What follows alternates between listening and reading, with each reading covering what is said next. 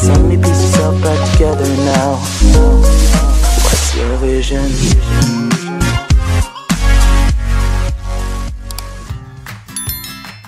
Assalamualaikum warahmatullahi wabarakatuh. Jumpa lagi dengan Pak Kobla Harumika di YouTube Kobla Harumika. Di video kali ini Pak Kobla akan mencoba membahas lagi prediksi soal penilaian akhir semester genap atau pas genap khusus kelas 11 SMA, MA maupun SMK, tentunya di part kedua. Di part pertama sudah Pak Kobla berikan contoh, ada sebanyak 15 soal dan pembahasan yang mudah-mudahan dapat diterima dengan baik. Pada video berikut ini Pak Kobla akan menjelaskan 10 soal prediksi pas genap untuk kelas 11 di part kedua. Bagaimana videonya, kita simak berikut ini. Baik, langsung saja di nomor pertama ya. Di sini ada pertanyaan. Sistematika yang tepat dari unsur-unsur karya tulis di atas adalah, nah ingat, di sini ada 1 sampai 5 sistematika penulisan karya tulis yang wajib kalian hafalkan ya. Nah, di sini, dan kalau kemarin Pak Kobla sudah menjelaskan ada trik jika awalnya ini sama, kemungkinan jawabannya itu. Yang tidak sama pasti salah. Mana yang tidak sama di sini 1, 2 ada sama 1, ada 2 sama, yang C3 langsung besar kemungkinan C pasti salah. Itu triknya ya. Nah, kita fokus ke A, B, D atau E. Kita cek dulu. Yang pertama latar belakang, yang kedua pendahuluan. Nah, di sini antara latar belakang dan pendahuluan lebih dulu mana? Lebih dulu pendahuluan, karena di pendahuluan nanti bawahnya ada latar belakang, ada tujuan, ada rumusan masalah dan seterusnya. Berarti yang pertama adalah nomor 2, korek. Jadi yang A salah, 1 salah, kemudian yang D salah. Berarti kita fokus ke B atau E. Setelah pendahuluan berarti apa? Latar belakang.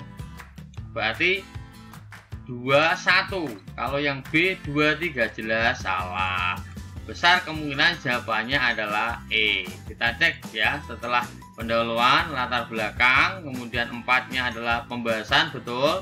Yang kelima adalah penutup, yang ketiga adalah kesimpulan, betul. Karena dalam penutup itu ada 2 sebetulnya, kesimpulan dan saran. Maka korek jawabannya adalah E. Ingat ya, ini harus kalian hafalkan karena ini sering muncul dalam mengurutkan sistematika atau unsur-unsur dalam karya tulis. Baik, korek. Kita lanjut soal nomor 2.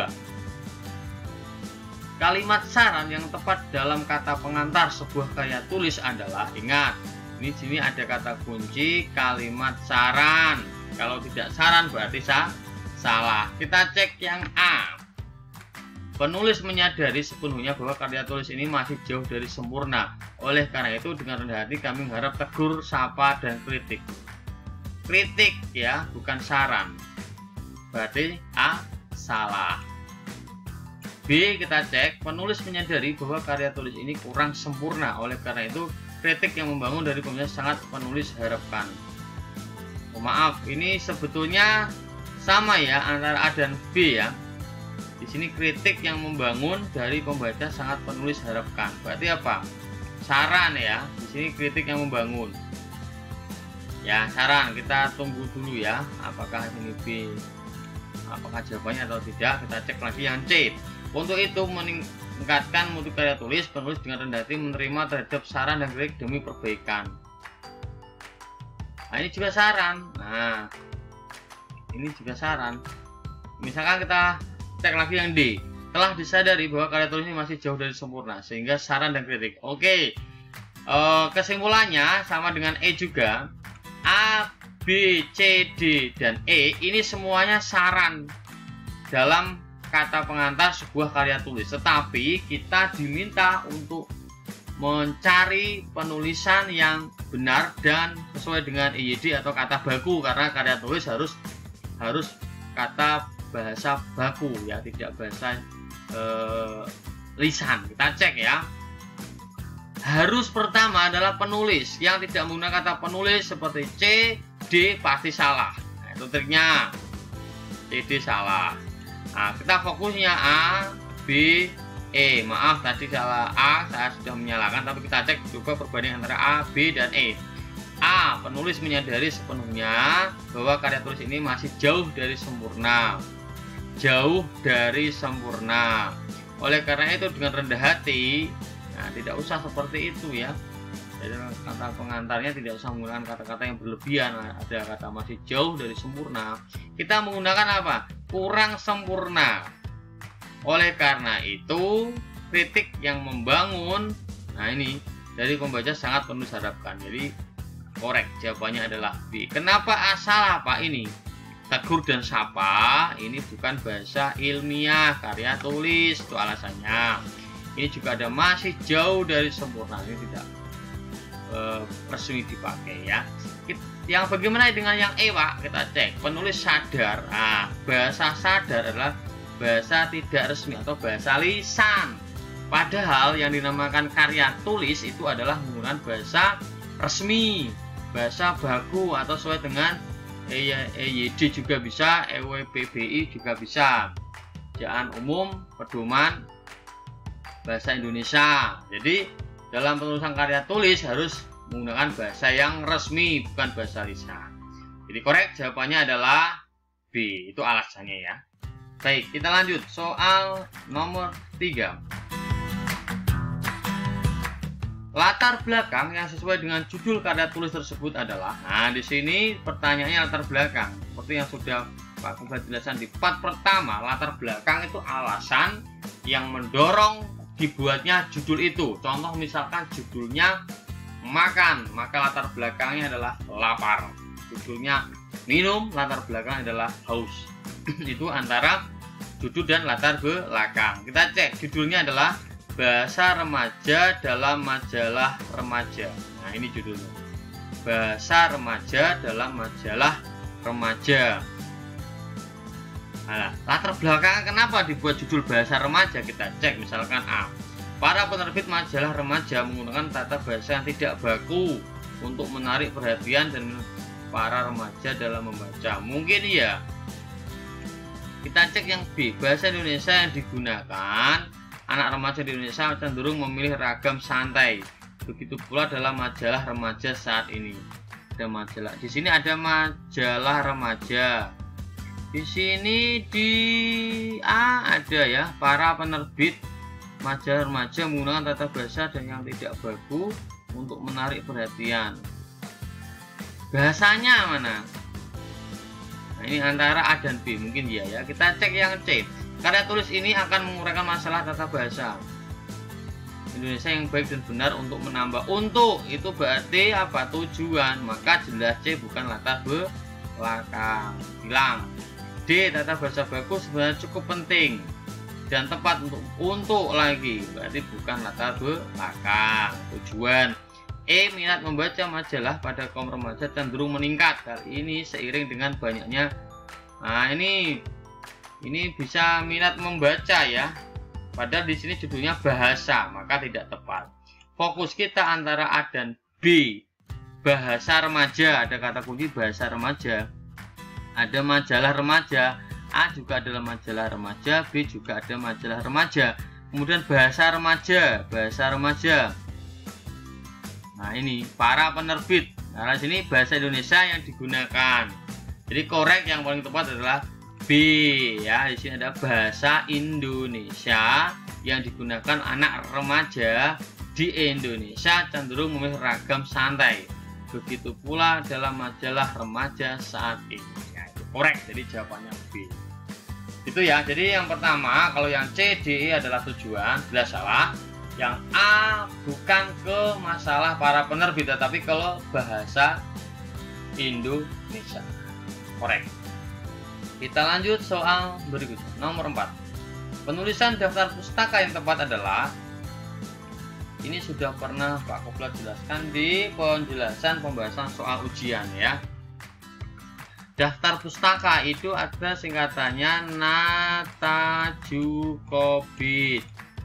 Nata ya, Natajukobit. Nah, ini singkatan dari Pak Kobla ya. Apa itu Natajukobit? Nama pengarang. Nah, itu nama pengarang. Ta, tahun terbit. Ju, judul buku. Ko, kota terbit. Bit, penerbit. Nah, jelas. Jadi disingkat Natajukobit, nama pengarang, tahun terbit, judul buku, kota terbit, dan penerbit. Bagaimana caranya? Kita cek. Jelas nama pengarang ini harus ditulis terbalik. Misalkan di sini ada Johan Wahyudi, maka Wahyudi, Johan. Wahyudi, Johan. Yang enggak dibalik mana? Jelas salah. Ya, jelas salah. Harusnya apa? Wahyudi, Johan. Wahyudi, Johan, titik. Nah, sekarang tahun terbit 2012, 2012, 2012. Benar. Judul buku. Kalau yang A ini PT 3 Serangkai penerbit, berarti salah, bukan judul buku. Nah, antara B, C, D salah ya, karena setelah nama bukan tahun tapi malah judul, maka D salah. Antara B dan C. Nataju. Nah, judul dicak miring atau di garis bawah. Ya, sudah benar. Natajuko. Wah, ini kota terbit.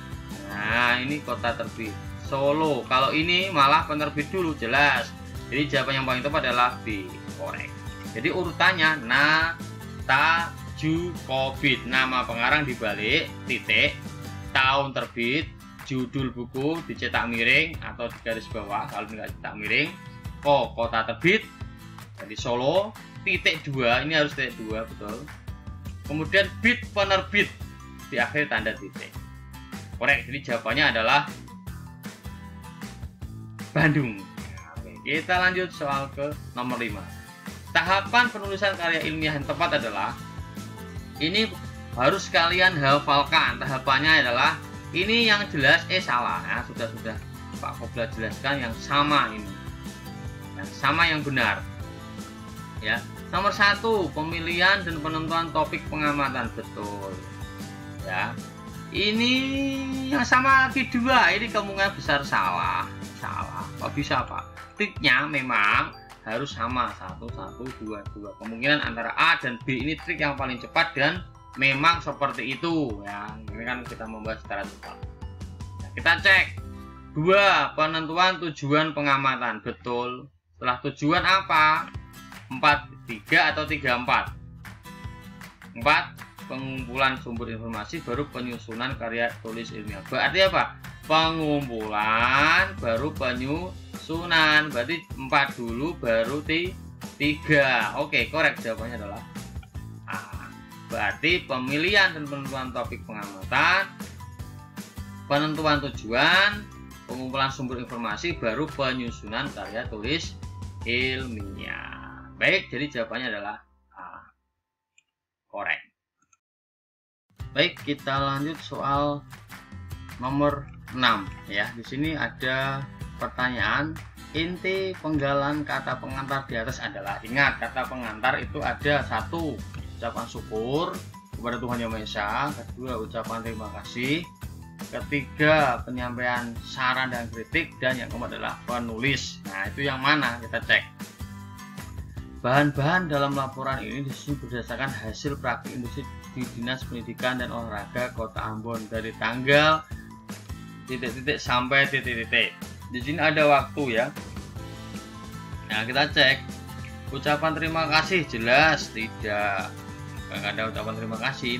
Penegasan maksud jelas tidak ada. Yang menunjukkan maksudnya apa atau dari tujuan laporan tidak ada. Penjelasan tentang sumber laporan mungkin ya. Ucapan terima kasih tidak ada yang menunjukkan ucapan terima kasih. Harapan-harapan juga tidak ada. Di sini ada kata kunci, bahan-bahan dalam laporan ini disusun berdasarkan hasil praktek industri. Disusun dari apa ini? Berarti sumber laporan. Jadi korek, jawabannya adalah C. Jelas jawabannya adalah C. A. Tidak ada ucapan terima kasih. B. Tidak ada penegasan maksud dan tujuan. Ucapan terima kasih lagi tidak ada, dan harapan-harapan tidak ada. Yang ada adalah sumbernya, yaitu dari hasil praktik industri di Dinas Pendidikan dan Olahraga Kota Ambon. Korek, jawabannya adalah C. Jelas ya. Kita lanjut ke soal berikutnya, nomor 7 ya. Ya, baik, nomor 7. Di sini ada pertanyaan, kalimat resensi berupa kelemahan sesuai dengan kutipan novel tersebut adalah, ingat, di sini ada kata kunci kelemahan. Jadi sebetulnya sebelum kita membaca bacaan ini, kalau sudah ada kata kunci kelemahan, maka di sini kita analisis kata-kata yang menunjukkan kelemahan. Kita cek. A. Novel ini sebagian menggunakan bahasa asing sehingga ini kalau ada kata-kata ini adalah kelemahan. Sulit memahami berarti kelemahan. Nah, kita cek yang B. Novel ini tidak disukai oleh pembaca. Nah, kalau tidak disukai itu bukan kelemahan tapi kecocokan dengan pembaca. Jadi B salah. C. Pengarang kurang jelas mendeskripsikan watak tokoh sehingga bisa juga kekurangan. Nanti kita cek. D. Pembaca novel tidak tertarik, tidak ada. E. Novel ini tidak menggambarkan persahabatan dua remaja, salah. Nah, jadi yang kelemahan itu yang identik adalah bahasa yang dipakai, kemudian unsur intriksinya bagaimana, itu kelemahan. Kita cek ya di bacaan. Cermati kutipan novel berikut. Belajar apaan? Sam memandang Ali dengan pertanyaan. Belajar berbakti. Belajar berbakti kepada orang yang telah membesarkanku.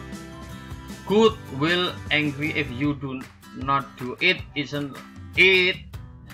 Ali berdiam seraya tersenyum lebar, tetapi lebih tampak seperti menahan gelak tawa. Di sini ada bahasa asing, ya. Di sini ada bahasa asing. Jadi yang cocok mana? Novel ini sebagian menggunakan bahasa asing sehingga sulit memahami isi cerita. Baik, jadi korek jawabannya adalah A. Jelas di sini ada bahasa asing, bahasa Indonesia, dan susah untuk dipahami ya. Kalian juga kan susah memahami. Ada ini juga, jadi ada bahasa asing. Dikorek jawabannya adalah A. Ingat, dalam kelemahan rata-rata itu yang dibahas kelemahan adalah bahasa yang susah dipahami. Mungkin alurnya tidak urut atau mungkin susah dipahami. Jadi kelemahan adalah menunjukkan hal-hal yang lemah atau kurang. Itu kunci dari maksud dari resensi berupa kelemahan. Oke, kita lanjut soal nomor 8. Nah, di sini ada pertanyaan, kalimat yang tepat untuk mengisi bagian yang rumpang paragraf tersebut adalah. Jadi ini mengisi ini apa? Kita cek. Cerpen bom akan sulit dipahami oleh orang awam. Nah, di sini ada cerpen bom itu apa, Pak? Nah, anggap saja cerpen lah, kalian ketahui ya. Ini mungkin saja mengingat kurang komunikatif. Titik-titik. Di samping itu isinya cukup berat bagi pembaca awam dan teramat intelek. Ini berarti alasan dari kurang komunikatif ya. Di samping itu, konjungsi di samping itu berarti ini adalah konjungsi penguatan. Contohnya gini, Andi anak yang nakal. Di samping itu, di samping nakal, nah berarti ini penguatan. Kalau di sini cukup berat, berarti di sini ada penguatan yang menunjukkan yang kurang komunikatif. Itu apa? Kita cek A. Hal ini disebabkan oleh bentuknya yang non konvensional. Mungkin dia. Di samping itu, di samping non konvensional, nah itu ya maksudnya ya. B. Diksi yang digunakan berupa bahasa sehari-hari. Berarti kan kalau diksi yang dipakai sehari-hari kan komunikatif, padahal yang ditanyakan adalah kurang komunikatif. Maka kalau B malah salah, kan nggak mungkin. Kalau bahasa yang dipakai sehari-hari pasti komunikatif. C. Ungkapan imajinasinya sangat mempesona. Ini juga salah. Kalau mempesona kan malah bagus ya. D. Penggunaan majas yang penuh variatif. E. Kata-katanya diungkapkan dengan sangat padat. Nah, salah. Antara D ini sama A. Nah, jelas di sini kan ada kata-kata ini mungkin saja mengingat kurang komunikatif. Hal ini ya, ini kan sudah ada konjungsi. Hal ini, ya kalau ini langsung penggunaan majas yang penuh variatif, tidak sesuai dengan di sini yang rumpangnya. Jadi jawabannya adalah A. Di samping ada konjungsi hal ini dari yang kurang komunikatif, kemudian ada yang non konvensional. Jadi sebetulnya untuk mengisi titik-titik yang rumpang ini ada kata yang sama sebelum titik-titik ini.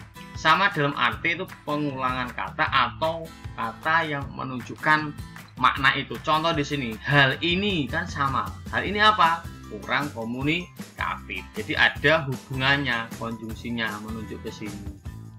Jadi kalau mengisi titik-titik ada kata kunci yang titik-titik itu ada kata yang sama sebelum titik-titik itu. Sama dalam arti katanya bisa sama atau kata yang menunjukkan kata yang digantikan. Seperti A, hal ini. Itu ya jawabannya. Korek. Jadi nomor 8 jawabannya A. Kita lanjut nomor 9. Aspek lain yang tidak penting untuk dicantumkan sebagai identitas buku adalah yang tidak penting. Ya, yang tidak penting dicantumkan. Penerjemah. Bingung, tanda tanya. Nama penerbit pasti, tahun terbit pasti, jumlah halaman pasti, profil pengarang apakah ada ini? Kalau identitas buku itu profil pengarang tidak, kalau penerjemah ya. Berarti yang tidak benar adalah E. Jadi kalau identitas buku tidak mungkin profil pengarang itu dari nama identitas ya, dari dia pengalamannya, dia pendidikannya tidak mungkin dicantumkan dalam identitas buku. Nah ini tidak mungkin, jadi profil pengarang ini salah. Jadi jawabannya adalah E, korek. Kita lanjut soal yang terakhir, nomor 10. Pertanyaannya, kalimat resensi yang menggunakan kekurangan cerpen tersebut adalah, lagi kekurangan itu hampir sama dengan apa? Kelemahan. Kekurangan. Nah, tadi sudah saya sampaikan bahwa kekurangan itu rata-rata berkaitan dengan bahasa yang susah dipahami. Kita cek. A, kalimat yang digunakan dalam cerpen tersebut sulit dipahami. Nah ini ya jelas. B, cerpen tersebut banyak menggunakan majas yang tidak tepat. Cerpen tersebut menggunakan sebuah cerita biasa tanpa konflik. Penulis menggunakan diksi yang tidak sesuai dengan isi. Isi cerpen tersebut menggunakan kalimat kompleks dan berbelit-belit. Kita cek di sini ya. Sulit dipahamikah sih misalkan ya. Setelah 1 minggu bekerja bersama, akhirnya pekerjaan kami selesai. Nah, dipahami coba. Dengan hati sedikit terluka, Caca membuat ekspresi senang di wajahnya. Caca melirik wajah Diki yang terlihat senang pula, tapi ada sinar sedih di mata Diki. Caca tidak mengerti kenapa Diki tidak sedih. Bukankah kami sudah mengerjakan tugas itu dengan baik? Tapi Caca tidak ingin menanyakan apa-apa lagi tentang Diki. Caca tidak mau hatinya terasa sakit oleh jawabannya yang mungkin akan bernada dingin. Nah, dipahami ya itu. Keesokan harinya kami menyerahkan hasil kerja kelompok kami kepada Bu Guru. Bu Guru senang sekali karena kami adalah kelompok pertama yang mengumpulkan. Caca sangat senang saat Bu Guru mengatakan akan memberikan nilai plus pada kami berdua. Tetapi terpikir oleh Caca bahwa dengan berakhirnya ini, berakhir pula lah saat-saat dia bisa bersama Diki. Walau hatinya sakit, namun Caca tetap mencintainya karena Caca juga telah siap dengan segala resikonya. Apa ini maksudnya ya? Sulit dipahami ya, karena di sini tentang ada ekspresinya yang sedih, Dikinya sedih, di sini kok Cacanya enggak yang sedih malah ya kan? Jadi sulit dipahami. Maka jawabannya adalah A, korek.